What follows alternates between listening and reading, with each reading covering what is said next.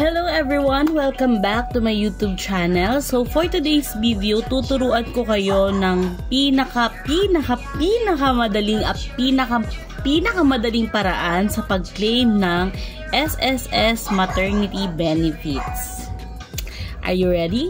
Please don't forget to subscribe for more videos. So kung interesado ka, keep on watching till the end. Mwah!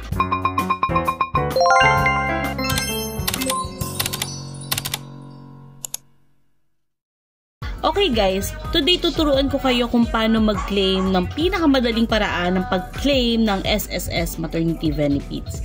Number 1, dapat meron kayong SSS portal account. Ayan, makikita nyo, ilalagay ko dyan yung picture. Dapat meron kayo nyan. Madali lang naman gumawa nyan. Usually dapat meron ka ng SSS number, syempre. Number 2, syempre dapat member ka talaga ng SSS.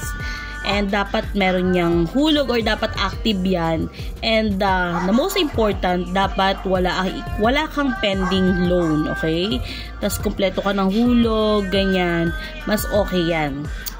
Number 3, kung ikaw ay employed, kailangan makipag-cooperate ka or sabihin mo dun sa employer mo na buntis ka para kahit sila mismo sa work mo is maasikaso nila yung matben mo. Magsasubmit sila ng parang basta para ipapaalam lang nila na buntis ka. May sasubmit sila doon na something then para malaman or para aware na buntis ka, para mapaghandaan din ni SS kung kailan yung kabuanan. So doon makikita na kung magkano yung makiklaim mo na benefits. Sa condition ko naman, ang nangyari is hindi na ako nag-notify sa kanila na buntis ako. Pero nung nanganak na ako, nakuha ko rin naman yung aking maternity benefits. So, ayun, before employed ako, tapos naging non-employed ako since nag-resign ako dahil sa aking sensitive pregnancy. And that time, pasok naman ako sa maternity benefits since naghuhulog naman yung employer ko nung mga panahon na nagtatrabaho ako sa kanila. After 9 months, nanganak na ako. Ang pinakakailangan na lang talaga doon is yung requirements. Ano bang requirements? Number 1, ang pinaka-importante mong requirements is birth certificate ni baby.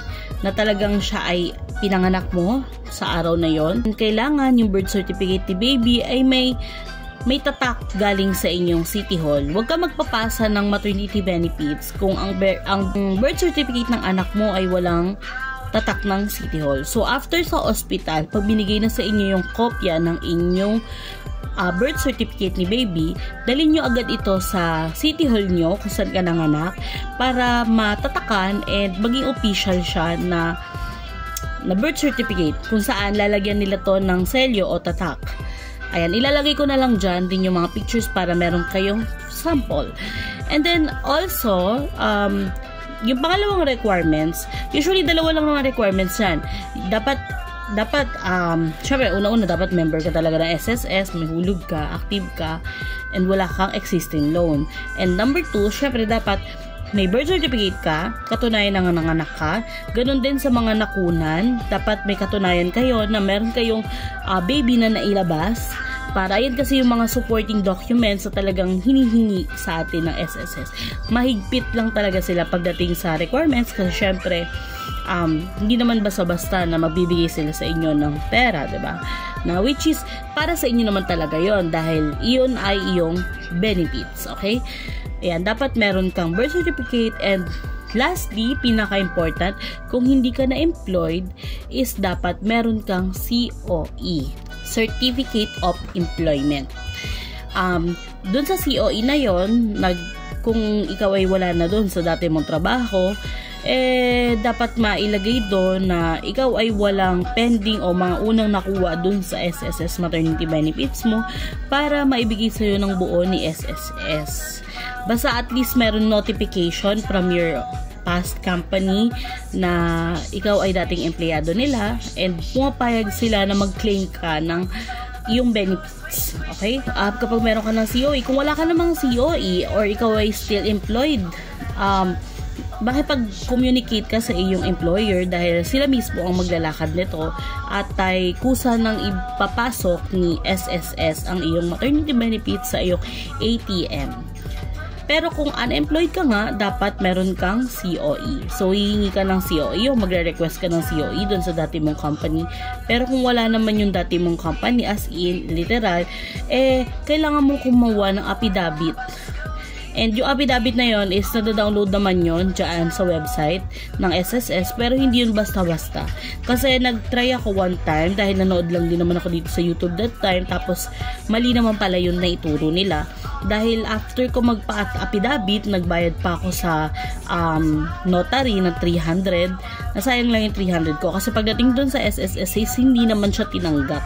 Kasi dapat kung kukuha ka ng affidavit, pupunta ka mismo dun sa SSS branch para ma-advise ka ng maayos. Hindi yung basta-basta ka lang magpapa-affidavit and then maglalagay ng reason and magpapa-notaryo. Masasayangan ka lang ng pera. So, ayun lang. After that, syempre dapat kung may portal ka na, may mga supporting documents ka na para makapag-claim ka na ng maternity benefits mo sa SSS. So, kailangan mo namang mag-apply ng bank sa iyong SSS kung saan ipapasok ni SSS yung pera na makukuha mo dun sa iyong maternity benefits. So, ayan, dapat gagawa ka dun ayan, lalagay ko na lang yung picture dyan. Gagawa ka dun ng bank account mo, lalagay mo dun yung bank account mo, ililink mo siya dun sa SSS mo, portal mo, para dun nila ipapadala once na na-approve na ni SSS. Paano ba gumawa ng account? Ayan, makikita nyo dyan yan step by step kung paano gumawa or paano maglagay ng account o maglink ng account sa iyong SSS portal. Kailangan mo lang ng valid ID and yung ATM mo, pipicturean mo lang ng sabay, tapos i-post mo na or i-send mo na sa SSS portal. Then, naghihintay lang kayo ng 7 days for approval. And pag okay na, pag na-approve na kayo, okay na yan, pwede na rin kayong mag-apply ng SSS maternity benefits at doon nyo na ilalagay yung inyong birth certificate ni baby na may tatak ng City Hall and COE. Much better kung may COE kayo. And that's it. Maghihintay na lang kayo ng after 7 to 14 days para ma-approve yung SSS maternity benefits nyo. Updated naman palagi si SSS. Mag-i-email siya sa inyo agad kung na-approve kayo or hindi. Kung hindi kina-approve, ilalagay nila yung reason kung bakit. Then sundin nyo na lang kung ano yung dapat sundin para makukuha nyo rin naman yan. And also, lastly is magte-text din siya sa inyo once na pumasok na yun sa account ninyo. So, ayun lang guys. I hope nakatulong tong video ko sa inyo. And yun, thank you for watching and please don't forget to subscribe and share this video para mas marami pa tayong mga mommies na matulungan. And yun, goodbye! See you on my next video. Goodbye!